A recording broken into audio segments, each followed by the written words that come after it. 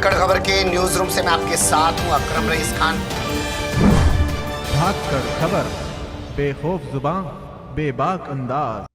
धाकड़ खबर के news room से मैं आपके साथ हूं अकरम रईस खान। कुछ अलग पहलुओं पर बात करना चाहता हूं।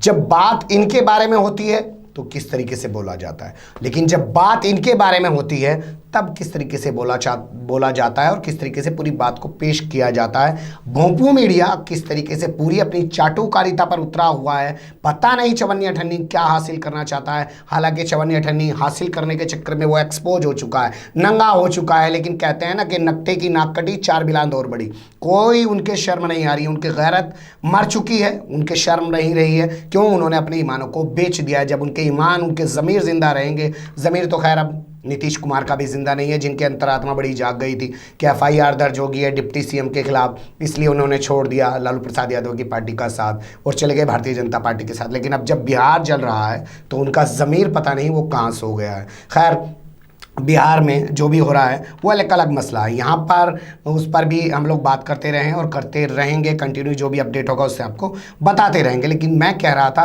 कि जब इनके बारे में बात होती है तो किस तरीके से बात को पेश किया जाता है, और जब इनके बारे में बात होती है तो किस तरीके से बात को पेश किया जाता है। बात को आगे बढ़ाने से पहले आपके सामने एक तस्वीर रखना चाहता हूँ, आप समझ लेंगे और जान लेंगे। राहुल गांधी ने ऑर्डिनेंस को फाड़ डाला था, वो तस्वीरें देख लीजिए।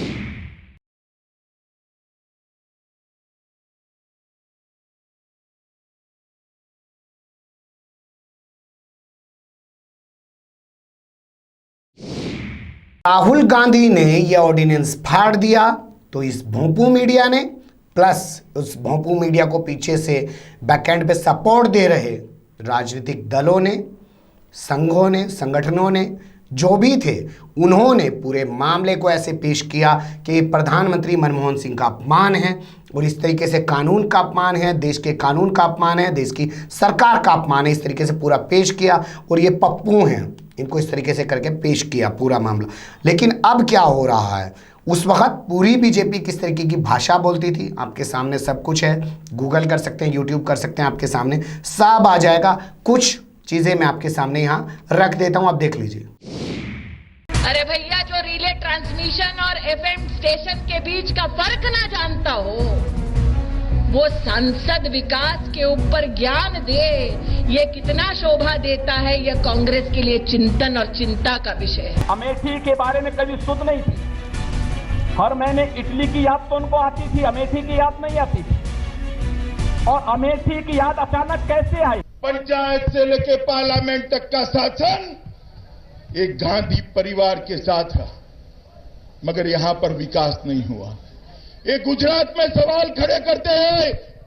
मैं आज अमेठी की धरती पर एक बात दुनिया के सामने कहना चाहता हूं।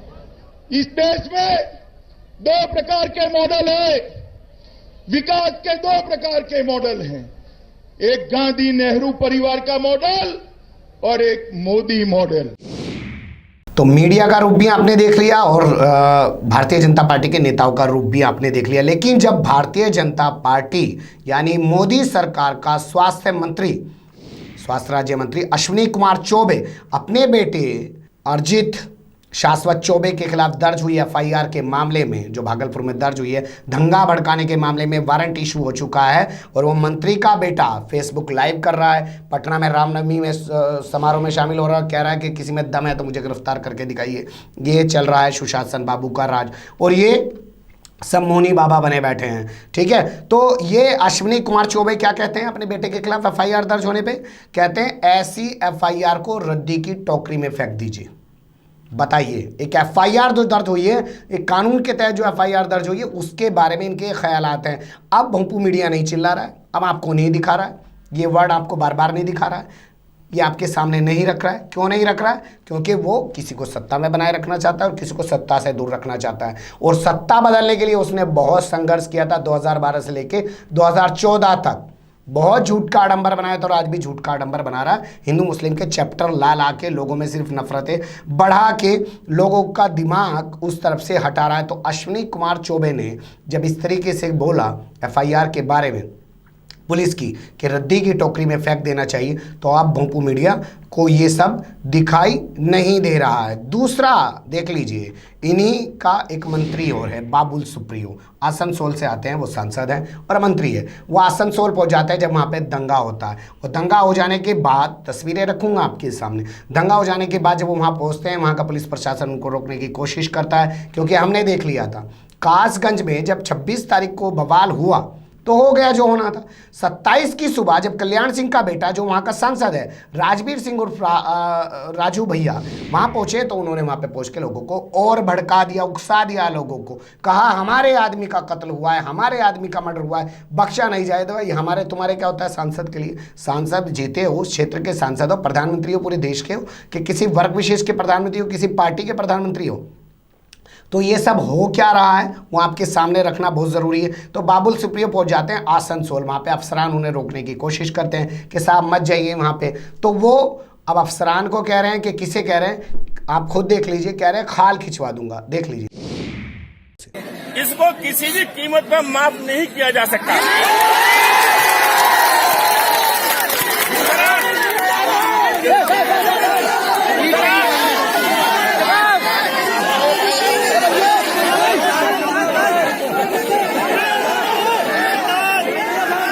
दूसरी बात, भाई पहले सुन लीजिए यार, सुन लीजिए। मैं जितना आक्रोश कासगंज में आज है मैंने कभी देखा भी नहीं है। इस घटना में हमारे लोगों की कहीं कोई कमी नहीं है।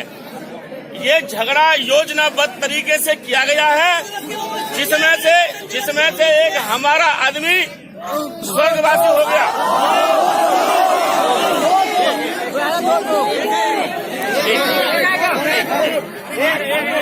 मैंने मालूम कर लिया है, एक केवल एक और बड़की वाली हमारी है। एक सेकंड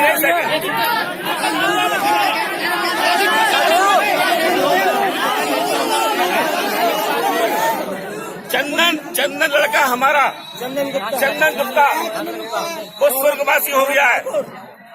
इस घटना की जांच हम यहाँ के किसी भी अधिकारी से नहीं कराएंगे। तो ये मोदी सरकार के दो मंत्रियों का अंदाज मैंने आपके सामने रखा। भोपू मीडिया खामोश है ही है। आप एक मंत्री क्या बोल रहा है एफआईआर के बारे में और दूसरा कह रहा है खाल खिंचवा दूंगा। तो ये इस तरीके की मानसिकता रखने वाले लोग संविधान की शपथ लेकर इस वक्त संवैधानिक सीटों पर बैठे हुए हैं, संवैधानिक कुर्सियों पर बैठे हुए हैं। तो क्या उनसे संविधान की रक्षा की उम्मीद की जा सकती है? मेरा तो साफ मानना है नहीं की जानी चाहिए। जो इतनी जहनियत रख के चल रहे हो खाल खिंचवा दूंगा और एफआईआर को कहे कि रद्दी की टोकरी में फेंक दें। आपको हमारी खबर कैसी लगी कमेंट्स के रूप में आप अपनी राय दे सकते हैं। हमारी खबर को लाइक कर सकते हैं, चैनल को सब्सक्राइब कर सकते हैं, वो ज़्यादा से ज़्यादा हमारी खबरों को शेयर कर सकते हैं। फिर ऐसे ही किसी सुलगते हुए मुद्दे के साथ मैं आपके सामने हूँगा हाजिर। फिलहाल अभी मुझे दें इजाज़त।